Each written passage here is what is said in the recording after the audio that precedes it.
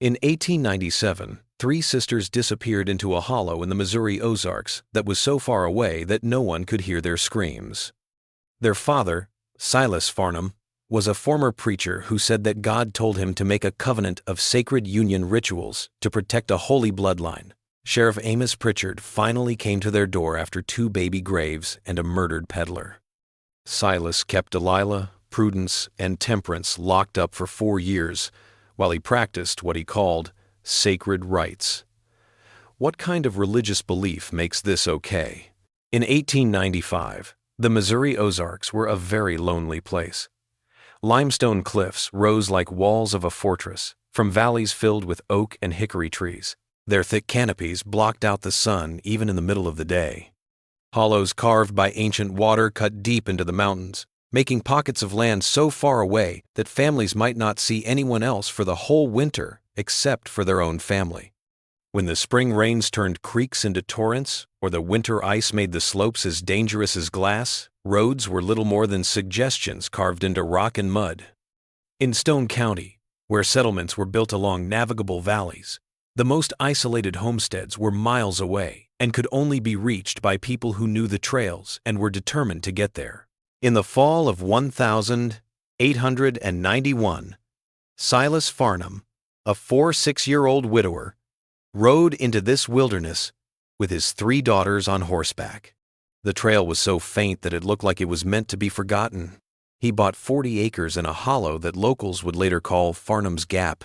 The property was so far back in the mountains that smoke from his chimney would never be seen by the nearest neighbor who lived 3 miles away. People who met him in those first few months thought he was a strange addition to their small community. He was more educated than most mountain settlers. He spoke with the measured cadence of a preacher and quoted scripture with an ease that made it seem like he had studied it for years. He gave people herbal remedies for common illnesses, helped with hard births when asked, and gave biblical advice to people who wanted spiritual help. When his daughters went with him to community events or trading posts, they were quiet and respectful, as mountain daughters were expected to be. Silas said he was a man who wanted to be alone to pray and think about his wife, who had died while giving birth to their youngest child. The community didn't question his presence because they were used to families keeping their own business and respecting the privacy that distance required. People in the mountains knew that some people came to the Ozarks to get away from problems in other places. As long as a man didn't cause any problems and helped out when asked, his past was his own business. Silas Farnham looked religious, was willing to help when asked, and was happy being alone. For 3 years, this was all Stone County knew about the preacher in the Gap. But things had changed by 1894. People who had seen the Farnham daughters at the trading post in Galena or at Sunday gatherings when the weather was good for travel just stopped showing up. When neighbors asked, Silas gave answers that made sense given how hard it is to survive in the mountains. He said that the girls were needed for important work on the homestead. Under his guidance, they were getting ready spiritually. They had weak bodies that made it dangerous for them to travel. These were the kinds of reasons that mountain families understood and accepted without asking more questions. It was their father's job to take care of their daughters, and the work on the homestead was never-ending and hard. Families had the right to raise their children according to their own beliefs, without interference from neighbors who lived miles away. But small problems started to build up, and those who saw them tried to explain them away. In the fall of 1895, a neighbor woman who had walked the hard path to the Farnham homestead to trade preserves for medicinal herbs found Delilah, the oldest daughter, with dark bruises around both wrists. Silas quickly explained that his daughter had fallen while carrying firewood down a steep part of their land. The neighbor woman agreed, knowing that injuries like this were common in the hard work of living in the mountains. In the spring of 1896, Prudence, the middle daughter, stopped by the trading post in Galena for a short time. Her father held her shoulder tightly as he rushed to buy things. People who saw her said she looked very thin and scared, with her eyes darting around nervously and her responses to friendly greetings limited to whispered single words. Silas said that she had just gotten over a fever that had made her weak. The traders nodded in understanding, knowing how illness could hurt families living alone without access to proper medical care. Then, that summer, something happened that many hunters would later remember in a very clear and disturbing way. They heard screaming coming from the homestead as they walked through the forest near Farnham's Gap long after dark. The screams were the kind that made you feel hopeless and terrified, and they carried through the night air with unmistakable pain. The hunters weren't sure where they were in the dark and didn't want to go on someone else's property without a good reason, so they kept going. They talked about the incident when they got to Galena days later. Eventually, Silas heard about it and gave an explanation when he was asked about it at his next trading post visit. He said with calm certainty that the screams were hysterical fits that ran in his late wife's family. His daughters had them from time to time too. He talked about it like it was a medical issue that was sad but manageable, and he quoted the Bible about being patient with one's problems. The explanation was accepted once more. People in the mountains knew that mental illnesses and nervous disorders ran in families, and they knew better than to judge the problems of other people's families. But in late 1896, a rumor started to spread among the scattered homesteads. Women whispered it in the careful language they used when talking about sensitive issues. A traveling peddler who had seen one of the daughters and noticed the unmistakable shape of an expectant mother said there was talk of a pregnancy at the Farnham homestead. The local midwife, a woman who had been helping with births in Stone County for 20 years, waited for the call to help with the delivery that never came. After a few months, there was only silence. There was no announcement of the birth, no baby brought to Sunday services, and no celebration or even recognition. When nosy neighbors finally asked Silas about it, he talked vaguely about God's will and stillbirth. His face showed no emotion other than a pious acceptance of divine judgment. Still, there was no record of a death in any church or county record, no grave in the small family plot that could be seen from the trail, and no midwife had been called to confirm the stillbirth or give the death certificate that Missouri law technically required, even though these rules were not always followed in the remote Ozarks. The same thing happened again in the spring of 1897. There were rumors of another pregnancy, and people talked about it in the same hushed tones. Once more, no midwife was called. Again, there was silence. And then Silas Farnham talked about God's mysterious will and losses that were accepted with faith. At this point, Sheriff Amos Pritchard, who had been serving Stone County for 6 years and was a methodical man, started writing down his thoughts in the small leather journal he carried with him on his quarterly trips to the remote homesteads. He couldn't step in without a complaint or proof of a crime, but his instincts, honed by years of working in law enforcement and by being a father to daughters, told him that something was very wrong in Farnham's Gap. The pieces didn't fit together right. Daughters who disappeared from public view, bruises that were explained away, screams that were dismissed as hysteria, pregnancies that ended in silence with no witnesses or records, and a father whose religious devotion seemed to grow stronger as his family withdrew from the world. Sheriff Pritchard knew how tricky his job was. Families in the mountains were very protective of their freedom and were suspicious and angry when outsiders, even police, tried to get involved. People thought that a man had almost complete control over his family, especially when it came to raising and disciplining his kids. If Pritchard did anything without clear proof of a crime or a complaint from the daughters, people might think he was overstepping his bounds, and that could hurt the fragile trust that exists between isolated communities and the law they don't really care about. Still, he couldn't shake the growing feeling that something bad was happening behind the locked doors of the Farnham homestead. It was hidden by distance and the protective silence that mountain culture gave to family matters. In 1897, as spring turned into summer, Sheriff Pritchard kept quietly recording everything, waiting for the break that would give him the power to act. He didn't know that it would come from a murdered man and a whispered plea that would finally lift the veil of secrecy around the preacher in the Gap. In August 1897, Josiah Crane, a traveling peddler, went missing from the Missouri Ozark Circuit, where he had worked hard for almost 10 years. Crane was 35 years old and married to Ruth Crane of Galena. He was well known in Stone County for being honest and dependable. He brought needles, thread, fabric, patent medicines, and small household items that families needed. The trip to homesteads was so dangerous that some people only saw a trader once or twice a year. He followed a planned and predictable route, which he carefully recorded in the account books he kept. Ruth knew right away that something was wrong when her husband didn't come home when he was supposed to. Josiah Crane was not the kind of person to change his plans or leave his duties without telling anyone. On the 23rd of August 1897, Ruth Crane told Sheriff Amos Pritchard that her husband was missing. She gave him the route records and a list of the homesteads he was going to visit. Pritchard knew how serious the situation was.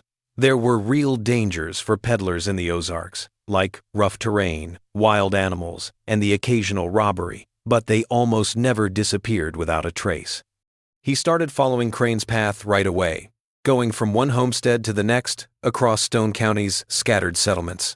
Many families said that Crane had been through their area, selling his wares and moving on to his next stop.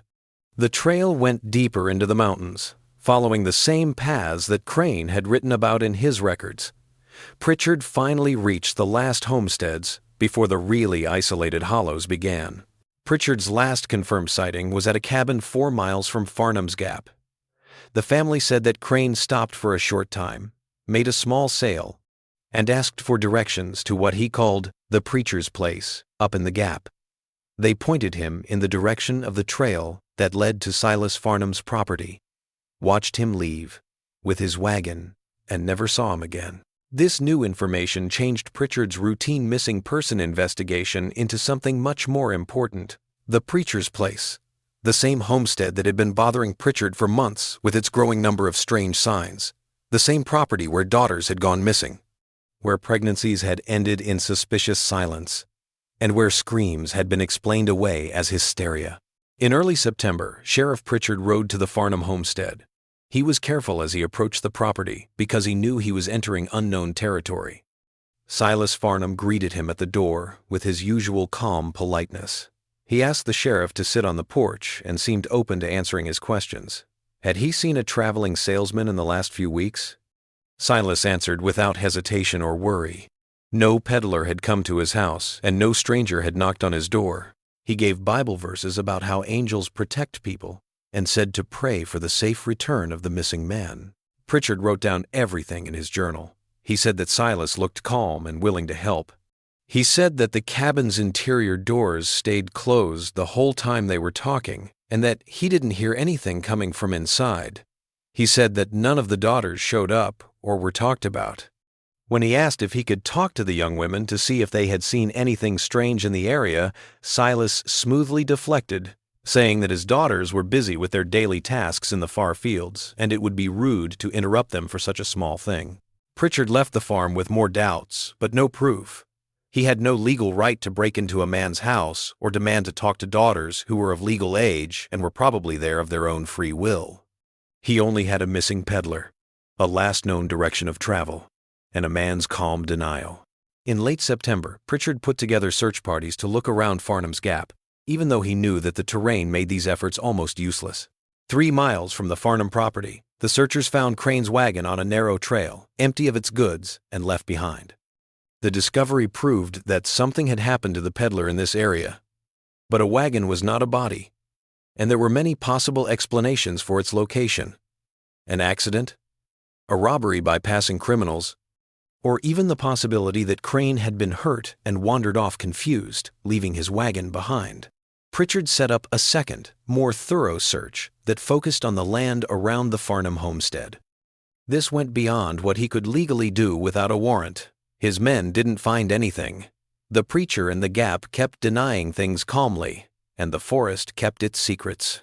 Pritchard felt like he was losing the case from September to October. He had a missing person, an abandoned wagon, and doubts about a property owner who hadn't done anything wrong that could be proven. Every week, Ruth Crane came to his office and asked if there was any news about her husband. She was desperate, but kept her dignity. Pritchard had to tell her every time that the investigation was still going on but had not found any answers. He knew, like a seasoned cop knows things before they can prove them, that Josiah Crane was dead and that the answer was somewhere in Farnham's Gap. But in court, knowledge without proof was useless. Pritchard never would have guessed where the breakthrough would come from in mid-October. Sister Abigail Morse was a Methodist missionary who traveled around the Ozarks every year, bringing religious services and basic education to families who lived far away from other people. She was 47 years old, unmarried, and devoted to her work. She was known for her practical wisdom and her ability to connect with women who lived far from schools or churches. On October 15th, she went to the Farnham homestead, which was part of her usual route, to give spiritual advice and check on the family's well-being. As usual, Silas Farnham welcomed her with polite piety, asking her to come in and pray and talk about the Bible. What happened next would change everything. Sister Morris was alone in the main room of the cabin with Temperance Farnham, the youngest daughter, who had come from one of the other rooms. Silas had just stepped outside to get water from the well. The young woman's face was thin, and her eyes had a desperate intensity that Sister Morris recognized right away as the look of someone who had been waiting for this chance. Temperance moved close, her voice dropping to an urgent whisper that Sister Morris would later recall with perfect clarity. "He keeps us locked. He does ungodly things. A man came and Father killed him. Please help us." The words came out in a rush, like a stream of desperate confession that lasted about 15 seconds. Then, Silas's footsteps on the porch ended the moment. Temperance's face instantly changed to one of blank compliance when her father came back in, and Sister Morris, showing amazing presence of mind, didn't give any sign that anything strange had happened. Sister Morris finished her visit with perfect calmness, accepting Silas's hospitality and talking about religion as if her heart weren't racing with what she had just heard. She prayed with the family, took a small donation for her mission, and left with thanks and blessings.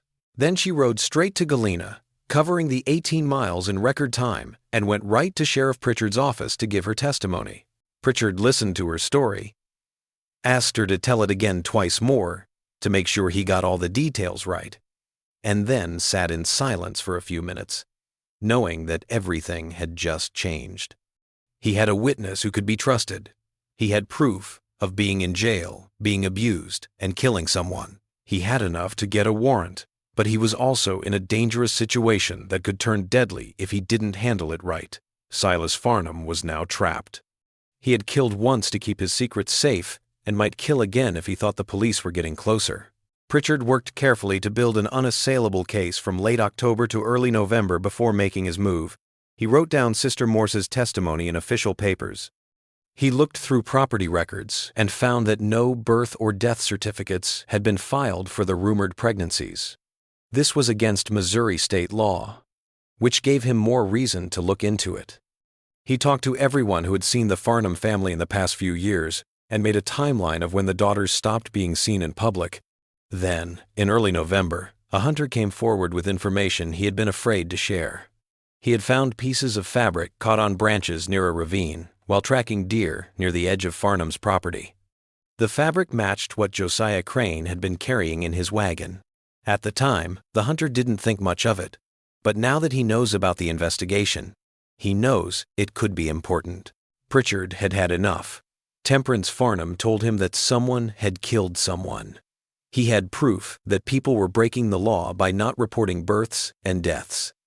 He had physical proof that the missing peddler was on Farnham's property. On the 12th of November, 1897, he got a search warrant from the county judge. He then gathered 2 trusted deputies and Dr. Charles Whitmore from Springfield to examine the daughter's health. He was ready to carry out the raid that would finally reveal what had been hidden in the darkness of Farnham's Gap for almost 4 years. At dawn on November 15, the 4 men rode toward the remote homestead with the power of the law and the will to end whatever horror awaited them behind those locked doors. The most disturbing way possible was about to prove Pritchard's methodical and patient approach right. As the first light of November 15th broke through the thick Ozark canopy, Sheriff Amos Pritchard and his men arrived at the Farnham homestead. The cabin was in its hollow, like something that had been forgotten by time. Smoke rose from the chimney in a thin line that disappeared into the gray morning air. Pritchard had brought along 2 deputies he could trust completely, and Dr. Charles Whitmore, a Springfield doctor who had worked on criminal cases before and would need to check on the daughters and write down any evidence they found. The 4 men walked up, leaving their horses a quarter-mile behind so that they wouldn't be seen coming. Pritchard had a search warrant in his coat pocket and a revolver on his hip, but he really hoped he wouldn't have to use it. When Pritchard knocked, Silas Farnham answered the door. He looked a little surprised, but not scared or guilty. He greeted the sheriff with the same polite calm he had shown at every other meeting, as if a visit from armed lawmen at dawn was just an unexpected social call. When Pritchard said he had a warrant to search the house and talk to the Farnham daughters, Silas's mood changed only a little. He quoted the Bible, saying that a man's home is his castle, and he talked about his rights to privacy and religious freedom under both divine and constitutional law. He spoke in a calm, steady voice as he explained that he could not let secular authorities get in the way of his family's religious practices or violate the sanctity of his home. Pritchard showed Silas the warrant and made it clear that he could either cooperate or be arrested for obstruction. The preacher looked over the paper for a long time, his lips moving silently as he read. Then he moved to the side with a small gesture that looked more like giving permission than obeying the law. The inside of the cabin was dark and bare, with only the basic things needed for life on the frontier. But what caught Pritchard's eye right away were the doors. 2 of the 3 rooms inside had heavy external locks and iron bars on them. These were the kinds of reinforcements that only kept people inside from leaving. The locks were locked. Pritchard asked for the keys, and Silas took them out of a cord around his neck like a man reaching for his pocket watch. The smell that came out of the first door made even the most experienced police officer stop. It smelled like being locked up, like people living in conditions that weren't good for animals, with waste, fear, and bodies that hadn't been cleaned in a space with bad airflow. Pritchard would never forget seeing Delilah Farnham in the first room. She lay on a rough wooden bed, her wrists showing clear signs of being restrained for a long time. Dark bruises layered over older scars and patterns that told a story of years instead of days. She was very thin, and her clothes hung loosely on a body that had clearly not been getting enough food for a long time. When the door opened and light filled the room, she didn't move. Her eyes were blank, and Dr. Whitmore would later say that she was in catatonic shock. When people talked to her, she didn't answer. She didn't fight back when the doctor came to look at her. It looked like she had gone so far inside herself that the outside world couldn't get to her anymore. Prudence and Temperance were both in the second locked room. Prudence, the middle daughter, sat in a corner rocking back and forth slowly and humming a tune that didn't have any words to it. She was especially vulnerable because she had an intellectual disability. When the men came in, she looked up and smiled a little, as if it were normal for people to come into her locked room. Temperance, the youngest, acted in a different way. She stood up quickly, her body tense, as if she were getting ready to fight or run away. Her eyes darted between the men's faces before settling on Sheriff Pritchard with a sudden sense of familiarity. 4 weeks ago, she had whispered her desperate plea to Sister Morse. Now, she seemed to know that help had finally come. Her mouth opened, and the words that came out were a flood. Years of being held captive and abused poured out in sentences that were so urgent that they tumbled over each other. Temperance talked about being locked up in these rooms for 4 years and only being let out when their father needed them to work or when he came to do what he called sacred rites. She said that it had started slowly, after their mother died in 1893, when their father's religious beliefs changed and twisted, and he began to talk about divine revelations and sacred covenants that God had told him to fulfill. She talked about the rituals he did, using language that protected her dignity while making it clear what kind of abuse it was. She talked about how her sisters had to go through the same things, how they had to see each other being hurt, and how their father psychologically tortured them by saying that these acts were holy and that resisting them was a sin against God's will. She talked about the pregnancies, and her voice broke as she told how 2 babies were born in these locked rooms without medical care and lived for only a short time before dying in ways she couldn't fully explain, because her father took the babies away and she never saw them again. Temperance then told them about Josiah Crane. In August, the peddler had come to the homestead, and somehow, in a way she hadn't seen, he had found out what was going on. She had heard loud voices, and her father's tone went from friendly to threatening. She heard people fighting, then nothing, and then something heavy being dragged across the floor. Afterward, her father had come to see her with blood on his hands and clothes. When she asked what had happened, he hit her and told her that the man had seen something that wasn't meant for worldly eyes, that he had protected their family's sacred work, and that she would share his fate if she ever told anyone about it. Temperance's testimony was the direct evidence that turned Silas Farnham from a man who was thought to have committed crimes to a man who could be charged with murder. While Temperance talked, Dr. Whitmore carefully examined all three young women and wrote down their injuries and signs of long-term abuse. He saw scars that looked like they were caused by restraints on the wrists and ankles. He found proof of severe malnutrition and the physical damage that comes from being raped over and over again. He discovered that Delilah's mental health had declined to the point where she was unable to respond coherently to inquiries, although she would nod or shake her head in response to straightforward yes or no questions regarding her injuries, confinement in the room, or her father's actions. The examination of Prudence was also disturbing, but in a different way. She seemed confused by the attention and called the abuse Papa's prayers. She also seemed really unsure of why the men were upset. Her mental disability had been used against her so much that she couldn't even see that she was a victim. While the doctor worked outside, Pritchard's deputies searched the property and found things that backed up what Temperance said. They found 2 small graves behind the cabin, partly hidden by overgrown plants. The graves were marked only by rough stones. The deputies started digging carefully under Pritchard's watchful eye, and what they found confirmed their worst fears.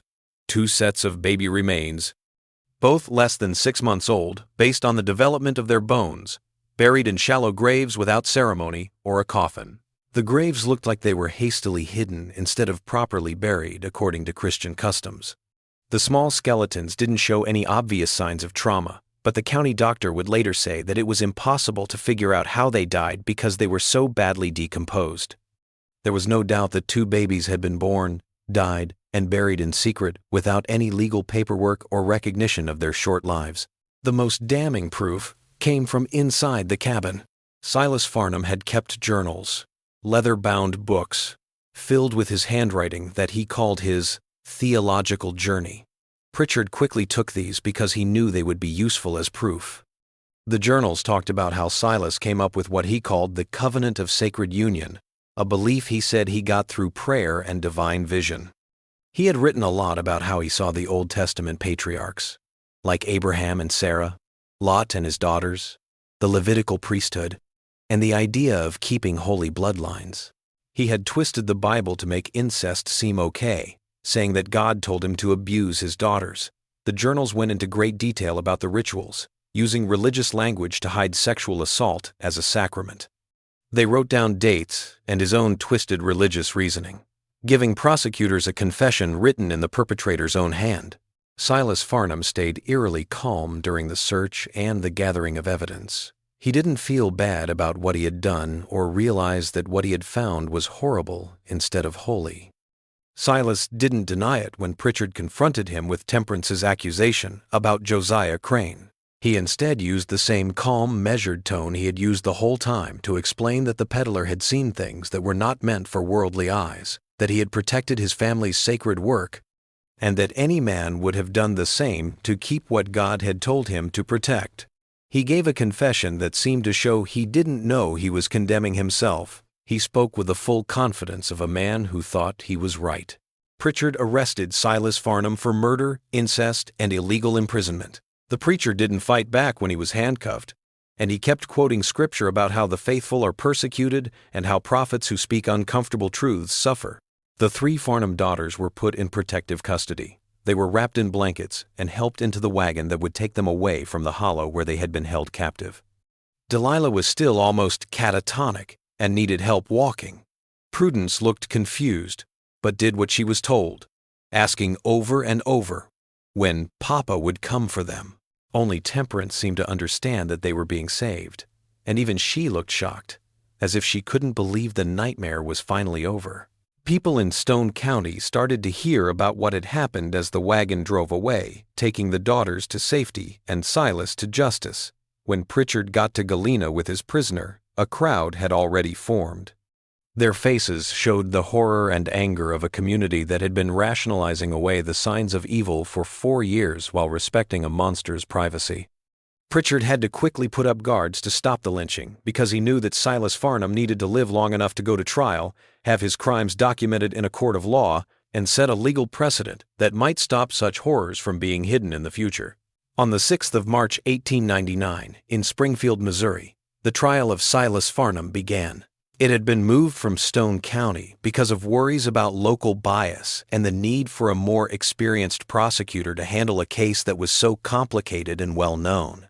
Since his arrest in November 1897, the months that followed had been full of legal work, gathering evidence, and the slow wheels of frontier justice working through a case that was unlike any other in the area. Edmund Slaughter, the district attorney, was in charge of the prosecution. He was a methodical lawyer with 20 years of experience. He knew right away that this case could set important rules for American law about captivity, coercion, and the limits of patriarchal authority. The charges were serious. First-degree murder for killing Josiah Crane, 3 counts of incest with his daughters, illegal imprisonment, and 2 counts of infanticide for the deaths of the babies found buried behind the house. Every day of the trial, the courtroom was full to the brim, with people standing in the aisles and crowds gathering outside to hear second-hand reports of the testimony. Reporters from St. Louis, Kansas City, and even Chicago had come to Springfield to cover what they called the Devil's Hollow case. Their stories would be read by people all over the country. The carefully chosen all-male jury was made up of farmers, merchants, and tradesmen who knew how to live in the mountains but could be trusted to put aside any sympathy for patriarchal authority when they saw evidence of its abuse. Horace Blackwell, the judge, was 62 years old and known for running a strict courtroom and not putting up with theatrics or emotional manipulation. District Attorney Slaughter started with the murder charge because he thought it was the strongest case he had. The proof was strong and clear. The last time anyone saw Josiah Crane, he was heading toward the Farnham homestead. They found his wagon empty near Farnham's land. Temperance Farnham swore that she heard her father fighting with a man, heard violence, and saw her father later with blood on his clothes. The most damning thing was that Silas Farnham had told Sheriff Pritchard that he had killed a man who had seen what was not meant for worldly eyes. In January 1898, after months of careful searching, Crane's remains were found in a ravine at the edge of Farnham's property. The skull showed clear signs of blunt force trauma that had killed him. The widow, Ruth Crane, spoke with quiet dignity about her husband's clothes and personal items that were found with the body. This made it clear who he was. The case against the murderer was as strong as any prosecutor could hope for. The incest charges were harder to prove because they brought up issues of consent and women's power that juries in the 1,892nd didn't like. Missouri law said that parents and children couldn't have sex, but the defense lawyers said that the daughters, being of legal age, might have willingly taken part in what their father called religious practice. This was a nasty argument, typical of how people thought about women's testimony at the time. But it forced Slaughter to prove beyond a reasonable doubt that the daughters had been held captive and couldn't have agreed to anything done under such duress. This meant showing proof of the locked rooms, the chains and restraints that were found mounted to walls, the physical signs of long-term imprisonment that Dr. Whitmore had recorded, and the daughter's own testimony about years of captivity enforced through physical restraint, threats of violence, and psychological manipulation through twisted theology. Temperance Farnham was the first person to testify, and her testimony lasted almost 6 hours over the course of 2 days. She talked about how the abuse started in 1894, about a year after their mother died, in careful, measured language. Their father had begun to talk about divine revelations, saying that God had told him to keep their family's holy bloodline alive by sacred union with his daughters. When she said no, he beat her and locked her in the room that would be her prison for the next 3 years. She talked about the rituals he made her do, how he made her do things he called prayers and covenants, and how she saw her sisters go through the same things. She talked about the 2 pregnancies, how she gave birth to her sister's babies without any help from doctors, and how the babies died within days and were buried at night. Her testimony was horrifying in its quietness, and it was even more powerful because she clearly had a hard time keeping her cool while talking about things that had ruined her childhood and taken years off her life. Next came Delilah Farnham, but her testimony was short and not very clear. The oldest daughter sat in the witness chair, and could barely speak above a whisper. Her hands were shaking all the time, and she couldn't look anyone in the eye. She confirmed in short, broken words that she had been locked in a room, that her father had hurt her, and that she had a child who died. When asked for more information, she started to cry silently. Dr. Whitmore, who was watching from the gallery, stood up to tell the court that more questioning could lead to her completely breaking down mentally. The judge let her go, and her short appearance was mostly to show how deeply traumatized all three sisters were. Prudence Farnham's testimony was short as well, but it was disturbing in a different way. She didn't seem to understand what was going on. She called the abuse Papa's special prayers and seemed genuinely confused by how upset her words made everyone in the courtroom. Everyone could see that she had an intellectual disability, and her testimony strongly showed that Silas Farnham had deliberately taken advantage of someone who couldn't understand or agree to what was being done to her. Dr. Whitmore gave medical evidence that backed up what the daughters said. He showed pictures he had taken during his first exam that showed injuries and conditions that were consistent with being held captive and abused for a long time. He talked about scars from restraints, signs of malnutrition, physical injuries from sexual assault and childbirth, and the severe mental decline, especially in Delilah. His clinical and scientific testimony helped the jury understand what the young women had gone through without making them have to talk about it in graphic detail. The locked rooms, the chains, and the journals that recorded Silas's religious beliefs and practices were all pieces of physical evidence that the jury could look at. Then came the time that would change the trial forever. Silas Farnham insisted on testifying in his own defense, even though his court-appointed lawyers told him not to. He calmly walked up to the stand, dressed in plain dark clothes, and began to explain what he had done. For more than 3 hours, the courtroom listened in growing horror as Silas talked about his religious journey. He said that God had started to show him new truths after his wife Martha died in 1893. He said that while he was praying and fasting, he had visions that told him to keep his family's bloodline alive by having sacred union with his daughters. He said this was not a sin but following God's orders. He used a lot of quotes from Genesis to talk about Abraham and Sarah and Lot and his daughters after Sodom was destroyed, twisting these stories to make incest seem okay. He used Levitical laws about priestly bloodlines and Paul's letters about marriage as examples, but he twisted them so much that his theology didn't fit with any real Christian teaching. Silas had no shame as he went into great detail about the rituals, calling them sacraments and covenants, and saying that his daughters had understood their holy purpose even when they didn't want to. He called their refusal weakness and satanic influence, and said that over time they would have come to accept their holy role. He talked about the pregnancies and the deaths of the babies as offerings returned to God and vessels found unworthy, which made it sound like the babies had not died naturally but had been killed on task aim purpose. However, he never said this directly. He showed no remorse at all for what he did to Josiah Crane. He said that the peddler had seen things that were not meant for this world. Any father would have kept his family's sacred work safe. He had done what he needed to do, and he would do it again without thinking twice. It was a confession that the person who said it didn't seem to know how damning it was. He spoke with the full conviction of a man who thought he was right and couldn't understand why others didn't see the divine logic of what he did. Everyone in the courtroom was shocked and silent when Silas finished his testimony. A few jurors were openly crying. People who came to hear a defense instead saw a man calmly talk about years of abuse, captivity, and murder as if they were acts of religious devotion that should be praised instead of punished. District Attorney Slaughter hardly had to cross-examine. He asked Silas simple, direct questions that made him look worse with each answer. Did you lock your daughters in rooms against their will? Yes, to protect them from worldly temptation. Did you have sexual relations with them? Yes, as God commanded through the covenant of sacred union. Did you kill Josiah Crane? Yes, to protect what was sacred. The prosecution rested, having let the defendant give the most damaging testimony possible in his own words. The defense tried to make the case for religious freedom and patriarchal rights, saying that even though Silas's beliefs were very disturbing, the law protected a man's right to practice his faith and have authority over his household. They said that the daughters were not reliable witnesses because they were traumatized and possibly manipulated by the police to get a conviction. But the physical evidence, medical testimony, and Silas's own disturbing admissions were too much for these arguments to stand up to. The jury took less than 4 hours to reach a decision on the 28th of March 1899.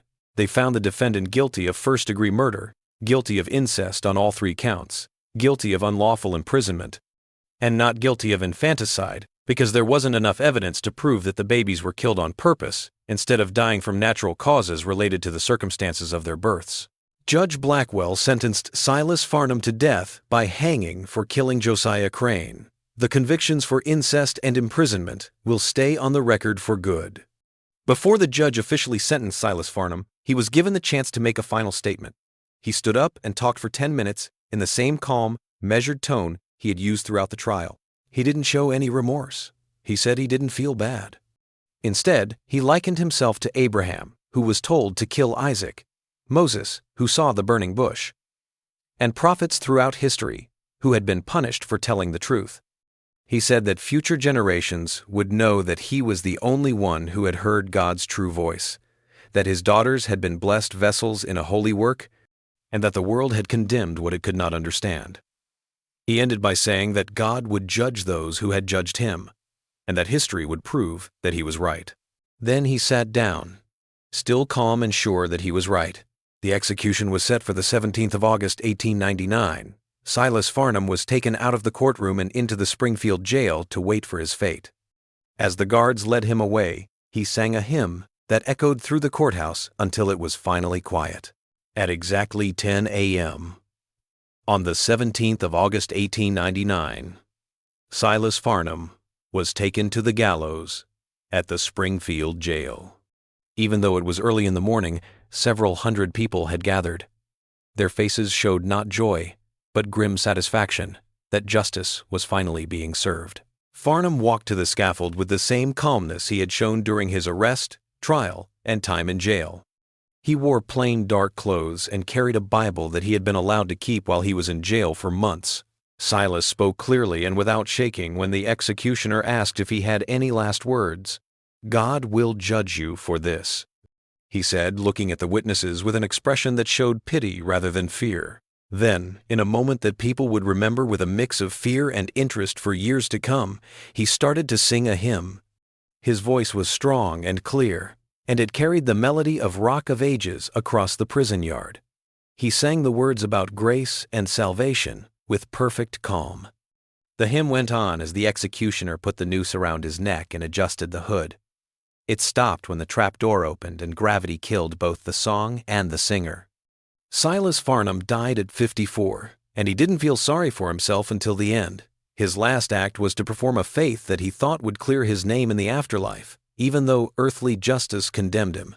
The 3 Farnham daughters had already started down different paths toward whatever futures were still possible after such a terrible event. After the trial, Delilah, the oldest, got worse very quickly. Having to testify and relive her captivity in a public courtroom had broken what little mental stability she had left. By the spring of 1898, she had been moved to the Missouri State Lunatic Asylum. Her mind had gone so far inside that she could no longer take care of herself or interact with the world in a meaningful way. She spent the rest of her life in a state of near catatonic silence, only saying her father's name or parts of the Bible now and then. Most of the time, though, she was in a state of twilight that caregivers saw as a mercy compared to the alternative of being fully aware of what she had been through. Delilah Farnham passed away in the asylum in 1903 when she was 32 years old. The official cause of death was general debility, but those who had cared for her knew the truth. She had just lost the will to live in a world where things like this could happen. She was buried in an unmarked grave in the asylum cemetery, and her location is now lost to time. She was another victim whose suffering lasted longer than her captivity and eventually killed her. Prudence, the middle daughter, had an intellectual disability that made her especially easy to take advantage of. She was sent to the Missouri State School for the Feeble-Minded, which had a name that is offensive by today's standards but provided humane care by the standards of that time. She lived a quiet, structured life there, and everyone said she seemed happy, which was heartbreaking to see. She never talked about her father or the years of abuse, and it seemed like she didn't know that what had happened was wrong. She did simple tasks, was nice to others, and lived peacefully within the routines that the institution set up for her. Prudence lived until 1926, when she died of pneumonia at the age of 52. She was buried in the cemetery of the institution with a marker that had her name and dates on it. This was a small honor that her sister Delilah did not get.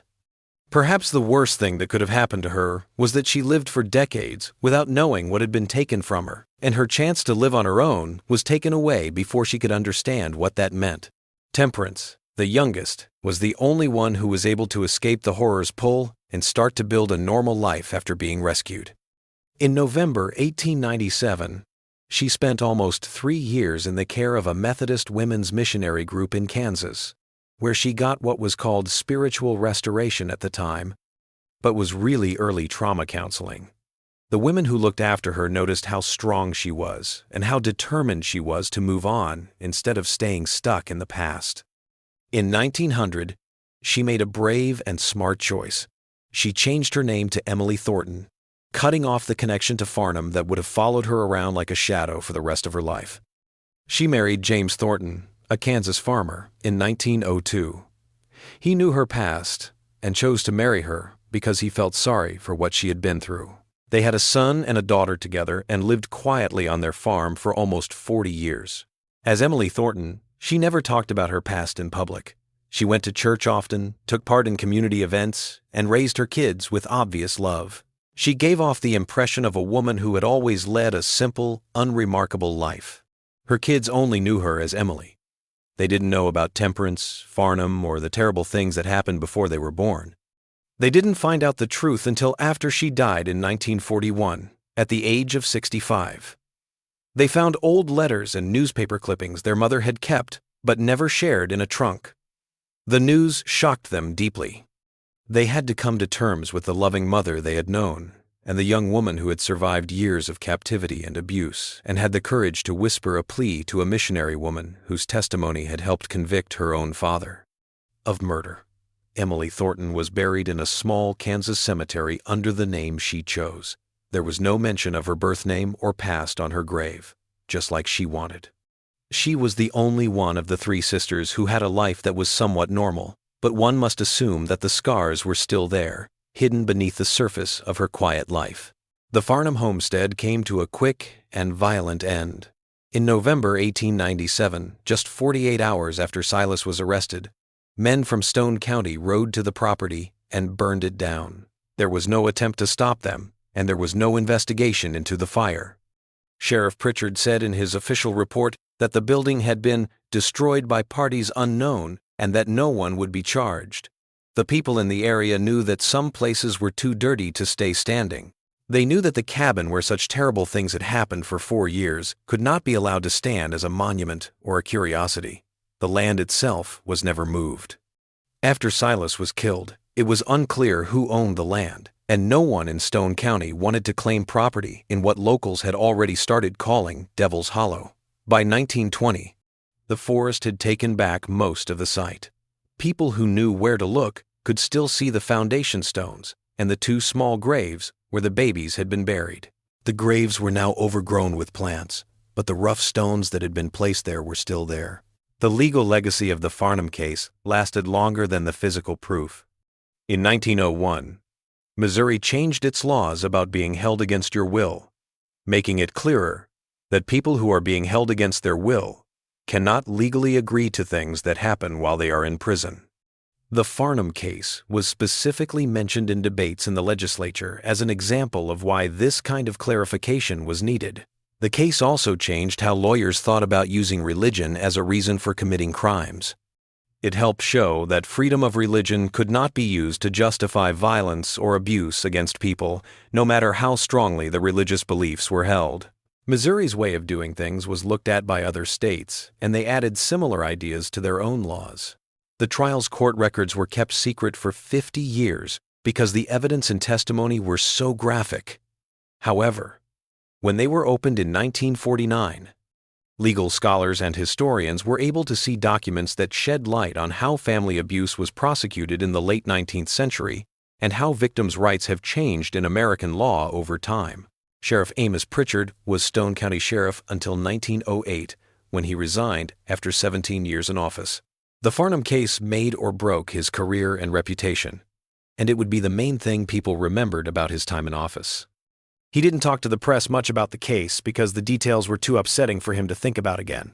However, he did talk to legal experts who were looking into past cases of coercion and captivity laws. In 1910, he wrote a law journal article in which he talked about the case in more detail than usual. He said, "I've seen men kill for money, for revenge, for rage, but Silas Farnham killed for God. That's a different kind of evil, the kind that believes itself righteous. That's the kind you can't reason with, the kind that will go to the gallows singing hymns because it cannot conceive of itself as wrong." Pritchard died in 1922 at age 69, buried in Galena Cemetery, not far from Josiah Crane's grave. His tombstone noting his years of service and his commitment to justice in difficult circumstances. The Farnham case is a clear warning about how dangerous it is to have complete control over someone who is completely alone. It shows how warped belief systems can make the unthinkable seem okay when there is no outside accountability, no witnesses to question flawed reasoning, and no intervention to stop abuse from getting worse. It shows how weak women and children are in patriarchal systems that give fathers almost unlimited power over their families, while also teaching that family matters are private and that getting involved is wrong. The case also shows how brave victims have to be to speak up when doing so could mean their own death, and how dedicated investigators like Sheriff Pritchard have to be to seek justice even when they don't have enough resources, are in hostile territory, and are dealing with a case that goes against everything we think we know about family, faith, and the ability of people to be cruel. Most importantly, the Farnham case honors 3 women whose names were almost lost to shame and secrecy. Delilah, Prudence, and Temperance Farnham were survivors who deserved better than what fate gave them. They tried to get through situations that would have broken anyone, and their suffering finally brought their father's evil to light. More than 100 years after these events, hikers who know where to look can still find the foundation stones in the Missouri Ozarks. They are now covered in moss and fallen leaves, and surrounded by forest that has long since reclaimed the clearing where the cabin stood. The hollow is quiet, except for the wind in the pines and the occasional call of birds. But the story lives on, in court records, newspaper archives, and the memories of the people in the area who learned a terrible lesson about what can happen when evil hides behind piety and isolation, keeps predators from being held accountable. The Farnham sisters should have been able to choose their own lives and futures full of possibilities instead of being held captive. They should have been able to grow old in a loving home instead of a scary one, raise their own families in safety, and see the world outside the locked rooms that became their prisons. That these things were taken from them, that 2 people died without ever getting over their trauma, and that only one person was able to start a new life with a new name is a lasting tragedy and a reminder of the long shadows cast by people who think they are chosen to do terrible things in God's name.